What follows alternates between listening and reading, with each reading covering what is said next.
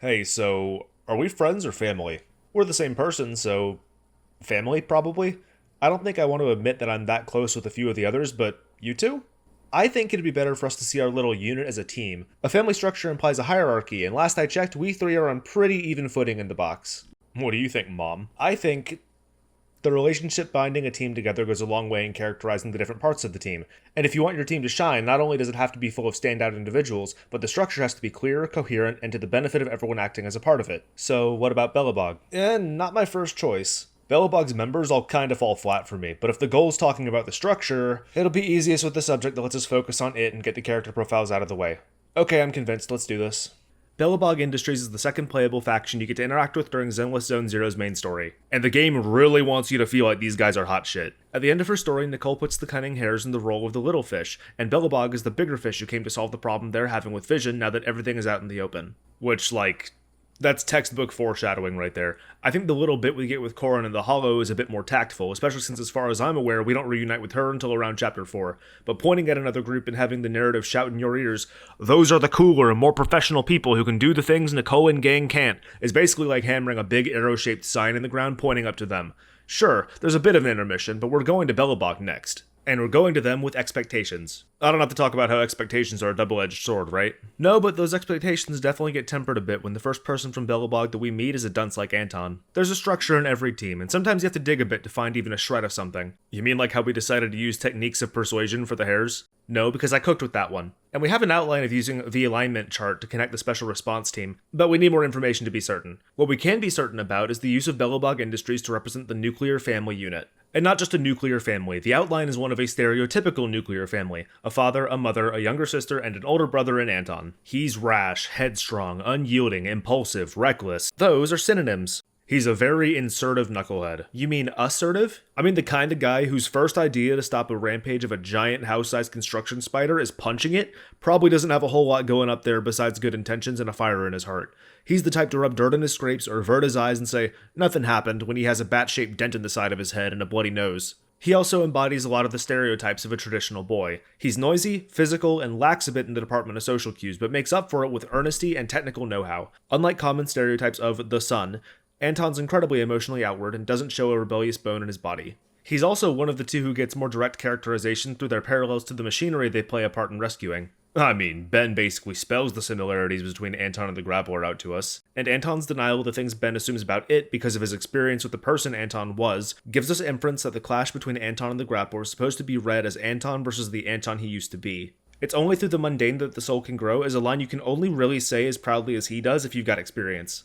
That's also experience he's been able to channel into empathy, wisdom, and assurance. We don't get to see Anton become the man he is, but confronting the Grappler who's a blatant stand-in for his former self gives us some insight in an already pretty packed up chapter. The Grappler ran off because it was sick of the mundane, because it felt like it was above the work that was being given to it, and the appeal of its work is what mattered most. And it's the ability to grit through the little mundane things that Anton says will give the Grappler the fulfillment he wants. This is a kind of stoicism, maturity in the form of hiding your disdain for the droll of life and putting on a strong face. Anton's reason for resigning to mundane work is that it'll make him stronger. It's muscle training and will strengthen his body and soul. That sounds like cope, but the older brother has to follow instructions, take responsibility, and be there for the younger ones who are making the same mistakes they once did. In the same sort of vein, Ben is the father, Grace is the mother, and Koleda is the younger sister. That's the impression, and that's how it reads on the surface, but it's more accurate to say that Koleda is the father, Ben's the mother, and Grace is the younger sister. But Anton's the older brother through and through. There is no nuance. He is a straight arrow, and that's how he stands out among the other three. Spin the wheel. The first thing Anton does when Grace comes into frame is stop the aforementioned house-sized spider robot and demand to know what the hell she's doing. Grace deflects, assures everything's fine, tries to continue solving the problem herself, and makes things worse. For all that she coddles Koleda and talks to the heavy machinery as if they were her own children, I see her as the family's younger sister. Like the hares, there's duality here. She's fronted as the mom for reasons mentioned before. Her mannerisms revolve around nurture, doing things like dwelling on thoughts of her children getting up to delinquency, and lamenting how cute Koleda used to be, which is basically her saying she misses when Koleda didn't talk back to or boss her around.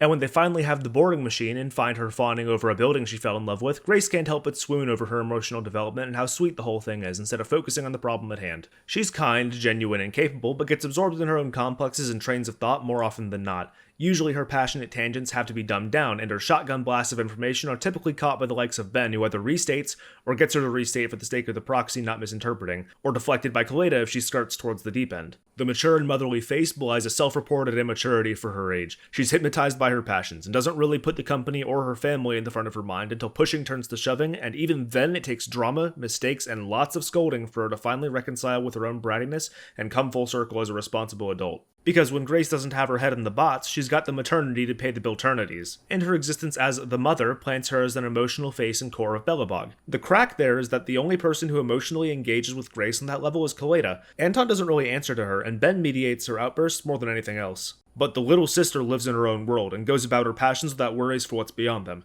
Grace's everything is those machines, building them, educating them, nurturing them.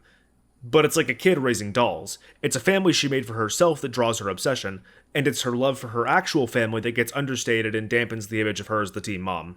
Which is fine, because Ben's a much better teen mom than she is. A character who fulfills a maternal role in a story, caring for others in an often selfless manner. They represent safety and security in an otherwise chaotic world. Now, the fertility part is a bit of a reach, but compassion and abundance? Ben's the one putting himself in the middle of the conflicts and acting as a middleman to translate the bombastic energy of the rest of his peers to the proxy. He's the one who gives us insight at every turn and reaches out to the others in their emotional moments.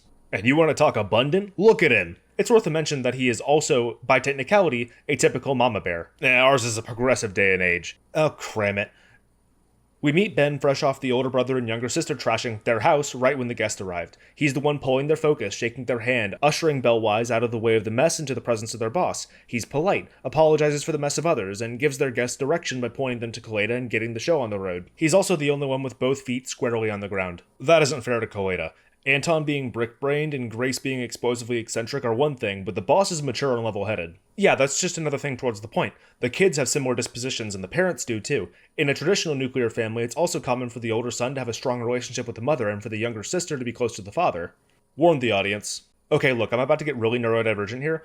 Anton, Ben, Grace, Koleda. On the surface, they're the older son, the father, the mother, and the younger daughter. In truth, they're the older son, the mother, the younger daughter, and the father. That's what matters, the actual role of the machine. Ben and Koleda share the fire element, giving them another much more obvious connection. That connection draws a line between them whether you see them as the parental figures they are, or as the protective father and the hot-headed younger daughter. The same is true for Anton and Grace, the children in truth and the older son and mother on the surface. It doesn't matter if you can see under the surface or not, there's a line there and associations that put the four in pairs, as if Koleda and Ben having team-up attacks didn't make it obvious enough that you're supposed to lob the two of them together. And family is kinda completely paramount to the story of their arc too, with the central conflict revolving around Koleda's father, the presumed former patriarch of the family, and the things he left behind for everyone. Spoiler, he did some shady stuff but gets redeemed, and I do not give a shit about him.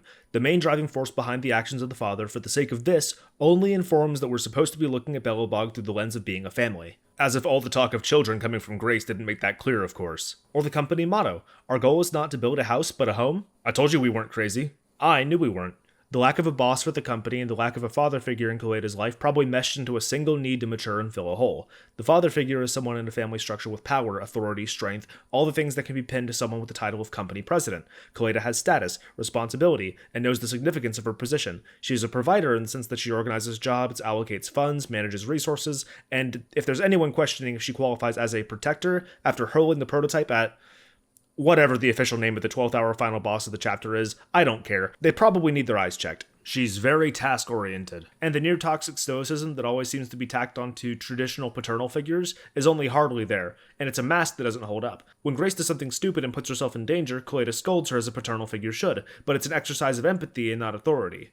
She tries to appeal to Grace with logic and numbers, a blatant front that bleeds through the actual confrontation. If anything happens to you, even if we found the prototype, who's gonna do research on it, she says, completely transparent. Traditional father figures are supposed to see things like emotional openness and worry as signs of weakness, so trying to hide her concern under a thin blanket of reason is also pretty on the money. So is a blatant lack of concern for herself, but that's the kind of recklessness that just kinda poisons the mind of boys.